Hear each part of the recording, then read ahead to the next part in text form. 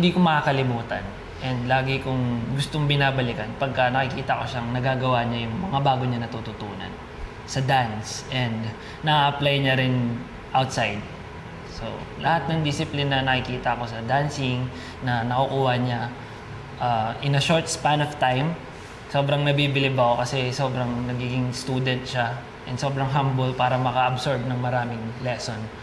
So, yun, parang dun, pag naaalala ko yun, ina-apply ko rin sa sarili ko na be humble, nahayaan mo matuto ka pa rin sa ibang tao, na may bago ka pa rin matutunan.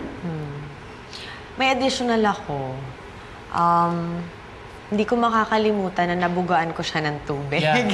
Sasabihin ko na sa Akala ko yun yung sasabihin mo. Sasabihin ko na eh. Oo. Nabugayan niya ako ng tubig sa Diba mukha. sync na yung utak talaga?